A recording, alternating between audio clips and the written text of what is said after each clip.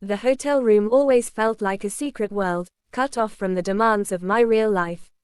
Its air carried the faint perfume of fresh linen and something forbidden, something thrilling. My husband thought I was away on business, attending endless meetings that no one cared about. In truth, I was here for reasons I couldn't admit even to myself.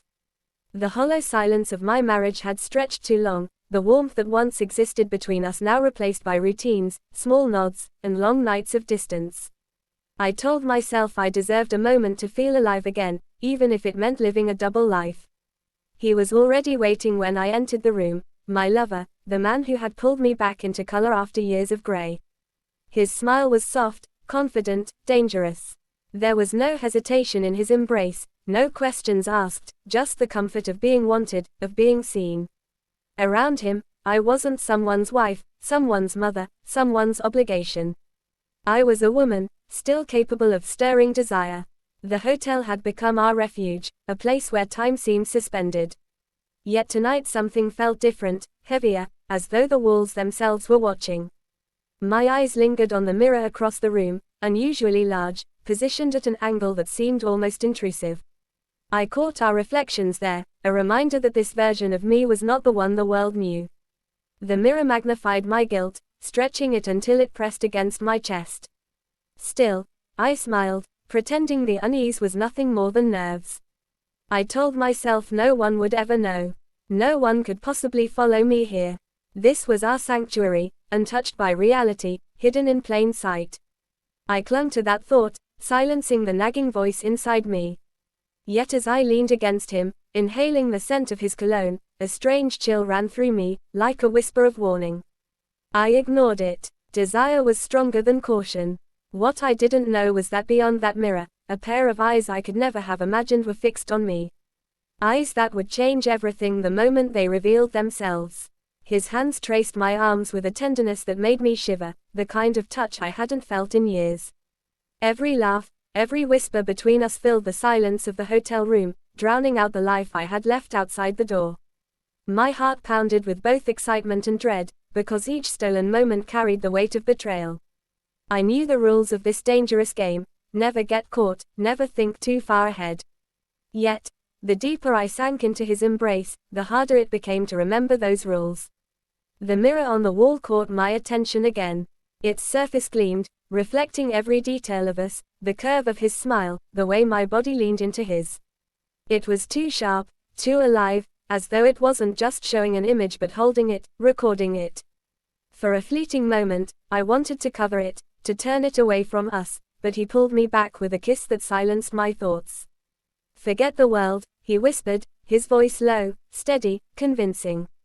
"When you're here, you're mine." I wanted to believe him. I wanted to lose myself in the fire he stirred inside me. But no matter how much I tried, shadows crept into my mind. My husband's quiet trust haunted me. The memory of my son's innocent questions: "When will you be home, Mama? Why are you always busy?" stabbed at me. Their faces rose in the glass, superimposed over the reflection of my sin. I told myself this was only about survival, about reclaiming a part of me that had been suffocated by duty and routine. Still, guilt pulsed like a second heartbeat. My lover didn't notice. His focus was on me alone, as though I was his entire universe.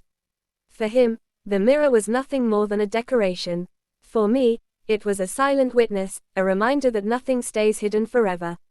At one point, I thought I saw something shift within it, a flicker, a shadow, something unnatural. My breath caught, but when I blinked, it was gone, replaced once more by our entwined reflections. I laughed nervously to myself, brushing it off as a trick of light or imagination. Little did I know, that shadow was real.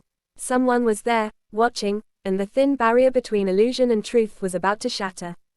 Here's section 3, the E, emotional explosion, exposure part, written in the same tone as the first two sections. The shift from pleasure to panic happened in an instant.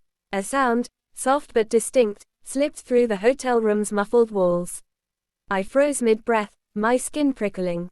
It wasn't the sound of a maid, nor the hum of distant elevators. It was something else, a shuffle, a muffled gasp, and it came from behind the mirror. My heart slammed against my ribs. I stepped back, eyes locked on the glass. The mirror's surface no longer looked smooth and harmless. It pulsed with life, a living thing. I moved closer, narrowing my gaze, and for the first time I saw it, a glint of movement, a shape that wasn't mine. The dim outline of a face. My stomach turned to ice. I blinked once, twice, as if I could erase what I was seeing. But it didn't disappear. It sharpened. The features came into focus, wide eyes, trembling lips, disbelief. My son, my child. His face stared at me through the glass like a ghost I'd conjured. My knees nearly gave out beneath me. He must have followed me. How long had he been there? Did he see everything? My thoughts scattered like shattered glass, cutting me from the inside. The lover's voice behind me felt distant now, a faint echo from another world. He reached for me, confused, but I flinched away, my whole body shaking. I pressed my hand against the mirror as if I could reach through and pull him out, explain, undo what he had seen. But my palm met only cold glass, slick and unyielding. His eyes filled with tears, shock, betrayal, disgust, before he backed away into the shadows. A muffled sound, a door closing on the other side. He was gone. In the reflection, I still saw myself, but not as I had been moments before. Not as a woman reclaiming lost passion. I saw a stranger, a liar, a mother whose secrets had just torn her world apart. The mirror no longer hid me. It had exposed me, and everything I loved would never look the same again.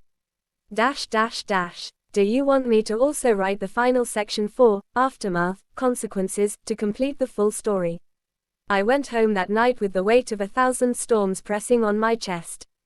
The silence in the car was unbearable, louder than any scream. Every street light I passed seemed to interrogate me, exposing every sin etched on my skin. When I finally opened the door to my house, I half expected my son to be standing there, demanding answers. Instead, there was only the stillness of a home that no longer felt like mine. The days that followed blurred together, each one more painful than the last. My son wouldn't look at me. His footsteps on the stairs were hurried, avoiding mine. At the dinner table, he stared at his plate, chewing in silence, the weight of what he had witnessed choking both of us. I wanted to speak, to beg him to understand, but how could I? How could a mother justify betraying the very foundation of her family? His silence was my punishment, and it cut deeper than any words ever could. Eventually, he told his father. I could see it in the way my husband's eyes hardened, in the way his voice trembled with a fury he struggled to contain.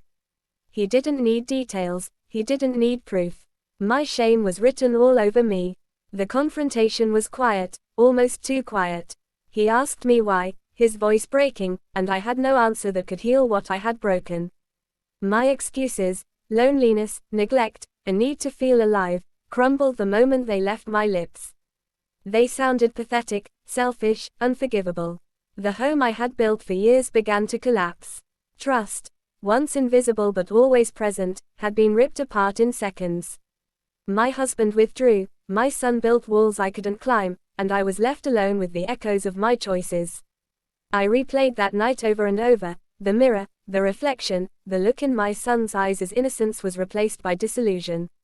The mirror has never left me. Even now, when I stand before my own reflection, I don't see myself. I see him, the boy who once looked at me with love, now with a shadow of betrayal that time cannot erase. That glass didn't just reflect my desires, it revealed the ruin I had created with them. I thought the hotel was my sanctuary, but it was my undoing. I thought I was reclaiming a lost part of myself, but instead I lost everything that mattered. Now, every time I see my reflection, I don't see a woman. I see a mother who destroyed her son's trust, a wife who shattered her family. And in those eyes staring back at me, I relive the moment everything changed, forever. Do you also want me to create a ready-to-use narration script for your faceless video, with pacing, pauses, and emphasis cues, or keep it purely as story text?